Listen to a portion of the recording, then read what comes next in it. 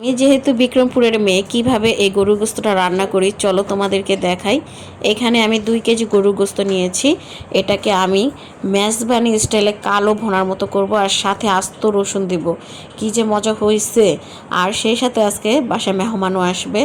প্রথমে 2 কেজি গরুর গোস্তটাকে ধুয়ে পরিষ্কার করে বেছে আদা রসুন বাটা, পেঁয়াজ, হলুদ গুঁড়া, মরিচ গুঁড়া, স্পেশাল মশলা, তার সাথে গরম মশলাটাই আমি ব্যবহার করেছি। হাত দিয়ে মাখা দেবে। আর কষানো একরকম মজা, হাতে মাখা একরকম মজা। দেখো হাতে মেখে নিচ্ছি।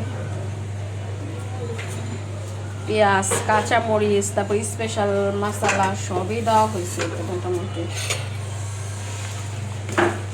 লাইটের আলোটা দিয়ে পড়ে না।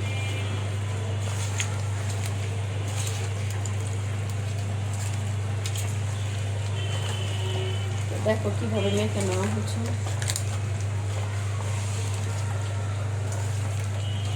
মাখার উপরে ডিপেন্ড করে গরুর মাংসটা কত বেশি মজা হবে। যদি এটাকে আধা ঘন্টা 1 ঘন্টার জন্য ম্যারিনেট করে রাখতে পারো তাহলে তার বেশি সুবিধা। এটা মলিজা করে ম্যারিনেট করে এটাকে রাখা হয়েছে প্রায় আধা ঘন্টার জন্য, যেহেতু হাতে সময় নেই। মাশাআল্লাহ, খুব সুন্দর একটা কালার আসছে। আর কষানো অবস্থায় এই আস্ত রসুনগুলো দেওয়া হয়েছে, আর রসুনেরও একটা ফ্লেভার, খাওয়ার সময় এটা বোঝা যাবে এটার স্বাদ কি। চাইলে তোমরা অবশ্যই আমার মতো রান্না করে দেখতে পারো। আর এই সিক্রেট মশলাটা কি সেটা জানতে চাইলে অবশ্যই তোমাদের বলবো। তো এই তো আমার রান্না একদম শেষ।